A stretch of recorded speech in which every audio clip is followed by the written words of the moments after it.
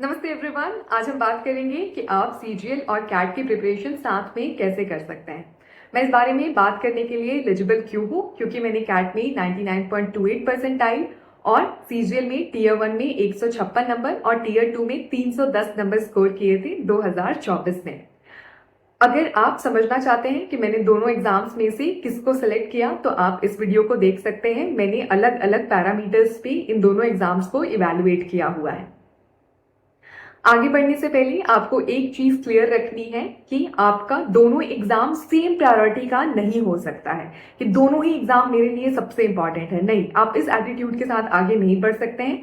आपको क्लैरिटी लानी है कि मेरे लिए ये एग्जाम प्रायोरिटी 1 है और मेरे लिए ये एग्जाम प्रायोरिटी 2 है। क्योंकि अगर आप दिन में 6 घंटे की पढ़ाई कर रहे हैं तो आपका 4 घंटे हमेशा प्रायोरिटी 1 को और 2 घंटे प्रायोरिटी 2 को जाना चाहिए। और इसी रेशियो में आप जितने भी घंटे पढ़ाई कर रहे हैं आप डिवाइड कर सकते हैं। अगर किसी कारणवश आपके पास दिन में केवल 2 घंटे हैं पढ़ाई करने के लिए तो वो 2 घंटे उस दिन प्रायोरिटी 1 को ही जाने चाहिए। तो इस हिसाब से आप अपने दिमाग में पहले क्लैरिटी लाएं और उसके बाद से आप आगे बढ़ें। अब साथ में इन दोनों को लेके आगे कैसे बढ़ना है ताकि आप दोनों जगह काफी अच्छा परफॉर्म कर सके, उसके लिए सबसे पहले हम एग्जाम के स्ट्रक्चर को समझेंगे कि कैसे इनको अप्रोच करना होता है। तो कैट का एग्जाम हमारा 2 घंटे का होता है जहां पे 66 क्वेश्चंस आते हैं। अगर आप 50% मार्क्स स्कोर कर लेते हैं तो आप 99 परसेंटाइल से ज्यादा गारंटीड है आपका। जबकि कैट के एग्जाम में 1 घंटे का पेपर होता है, 100 क्वेश्चन आते हैं और 75% नंबर जनरल का कट ऑफ जाता है। टीयर 2 की बात करें तो यहाँ पे 80% से ज्यादा आपको लाने पड़ते हैं, तब जाके आपको एक अच्छा खासा पोस्ट मिलेगा। तो यहाँ पे कट ऑफ ज्यादा है, जबकि यहाँ पे एक्यूरेसी के ऊपर में हमको फोकस करना है। तो कैट का एग्जाम हमेशा एक्यूरेसी का गेम है कि आपको कम क्वेश्चन अटेम्प्ट करने हैं लेकिन बिल्कुल सही करने हैं। तो आराम से क्वेश्चन को चुनना है। क्वेश्चन की डिफिकल्टी भी काफी हायर लेवल की होती है एज कम्पेयर टू अगर हम सीजीएल की बात करें तो क्वेश्चंस बहुत स्ट्रेट फॉरवर्ड आते हैं आपके और आपको स्पीड के साथ अप्रोच करना पड़ता है। तो एक्यूरेसी इंपॉर्टेंट है, साथ में बहुत जल्दी जल्दी क्वेश्चंस को आपको यहाँ पे करना है। तो यहाँ पे आपको प्रैक्टिस की बहुत ज्यादा जरूरत पड़ने वाली है। उसके बाद हम सिलेबस को देखते हैं। ये रहा कैट का सिलेबस और ये रहा सीजीएल का सिलेबस। दोनों में 3 सब्जेक्ट आपको सेम दिखाई दे रहे होंगे, मैथ्स, रीजनिंग और इंग्लिश। जबकि सीजीएल में जीके का एक सेक्शन 25 जो क्वेश्चंस होते हैं वो कंप्लीटली अलग हैं, वो कैट के अंदर में कवर नहीं होते हैं। अगर हम लेवल की बात करें तो मैथ अगर आप कैट के लेवल का कवर करते हैं तो आप आराम से सीजीएल को टैकल कर लेंगे। वहां पे आपको कोई एक्स्ट्रा चीज करने की जरूरत नहीं पड़ेगी, बस आपको कुछ मॉक्स देने हैं ताकि आपकी प्रैक्टिस हो सके। और उसके लिए बेस्ट रिसोर्स है, आप रोधा की इस प्लेलिस्ट को फॉलो करें। यहाँ पे वीडियोस थोड़े ज्यादा हैं, 150 के लगभग वीडियोस हैं, लेकिन अगर आप सारे वीडियोस को आराम से देख लेते हैं, अपने नोट्स बना लेते हैं, क्वेश्चन प्रैक्टिस कर लेते हैं तो रवि प्रकाश सर की वजह से आपका कंप्लीटली मैथ्स कवर हो जाएगा, सीजीएल के लिए भी और आपका कैट के लिए भी। अगर हम रीजनिंग की बात करें तो बहुत ही अलग है। कैट में पजल बेस्ड आते हैं जहां पे एक बहुत ही डिफिकल्ट पजल आपके लिए दिया रहेगा और उससे रिलेटेड 2-3 क्वेश्चंस आपके आएंगे। तो इसके लिए आपको डिफरेंट अप्रोच कंप्लीटली फॉलो करना है, बहुत टाइम लगेगा, बहुत प्रैक्टिस लगेगी। और इसके लिए आप यहाँ पे इलाइट्स ग्रिड की इस प्लेलिस्ट को फॉलो करें। छोटी प्लेलिस्ट है लेकिन आपको पूरी देखनी है, अच्छे से प्रैक्टिस करना है, एक्स्ट्रा प्रैक्टिस करना है इसके ऊपर, जिसके लिए बोधी प्रेप की इस वेबसाइट पे जाके आपको सारे फ्री जितने भी सेट्स हैं सारे आपको फॉलो करने पड़ेंगे, सॉल्व करना पड़ेगा।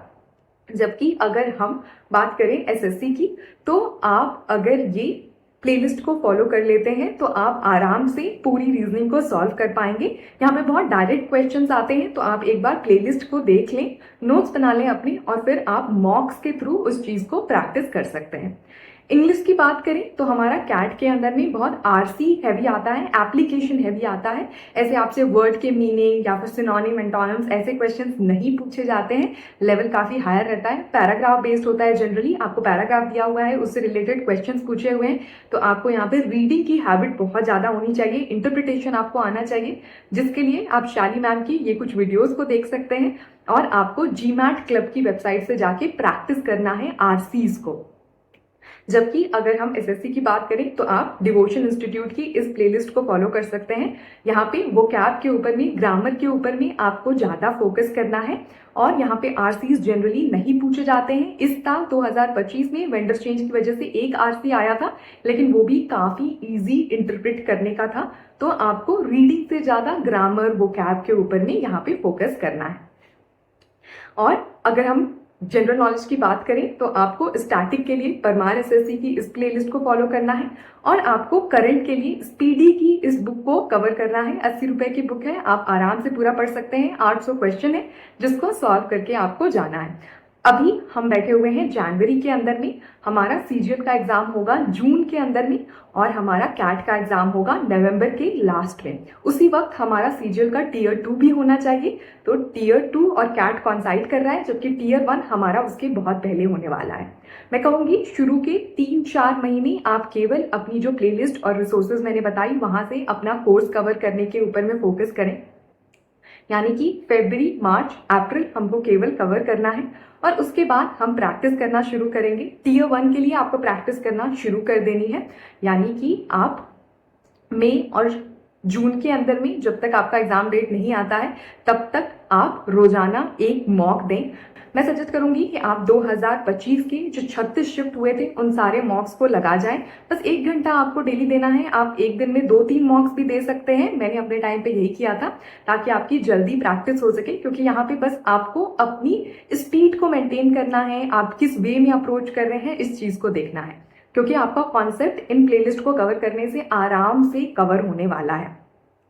उसके बाद 1 महीने आपने उस चीज के ऊपर में फोकस किया, टीयर 1 आपका क्वालिफाई हो गया। वापस से आपको दोनों चीजों के ऊपर में आना है। वहां से आपको जून जुलाई से, जैसे ही आपका टीयर 1 हो गया, आपको कैट के मॉक्स देने के ऊपर फोकस करना है। जुलाई, अगस्त, सितंबर, अक्टूबर, नवंबर, हमारे पास 5 महीने हैं अभी भी। इन 5 महीनों में हमारे पास 20 हफ्ते हैं। हर हफ्ते कम से कम आपको 2 कैट के मॉक देने हैं और उस हिसाब से आपको प्रैक्टिस करनी है। मॉक देने के बाद जो क्वेश्चंस आपसे नहीं बने उसको इवैल्यूएट करना है, वापस अपने नोट्स के ऊपर में जाना है और नेक्स्ट मॉक के अंदर में आपको कोशिश करनी है कि वो क्वेश्चन आपके डेफिनेटली बनने चाहिए। आप फ्री मॉक्स अटेम्प्ट कर सकते हैं, प्रीवियस ईयर पेपर दे सकते हैं, चाहे तो आप कोई टेस्ट सीरीज भी ज्वाइन कर सकते हैं, कंप्लीटली आपकी चॉइस है। मैंने प्रीवियस ईयर के फ्री मॉक्स दिए थे, उसके थ्रू ही प्रैक्टिस किया था।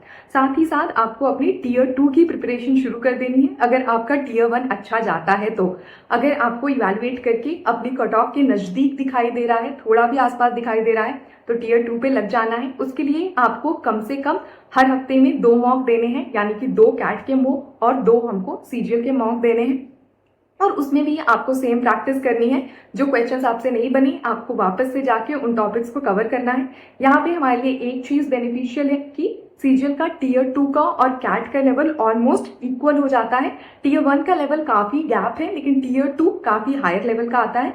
तो ये चीज आपकी यहाँ से कवर हो जाएगी। और साथ में आपको हर दिन लगभग 1.5 घंटे, 1 से 1.5 घंटे आपको जनरल नॉलेज अपना पढ़ते रहना है, ताकि वो चीज भी आपकी फ्लो में रहेगी। और अगर आप कैट में क्लियर कर लेते हैं तो आपका इंटरव्यू प्रोसेस में भी काफी हेल्प होगा, जनरल नॉलेज अगर आपकी कवर्ड रहेगी तो ये हो गई हमारी प्रिपरेशन स्ट्रैटेजी।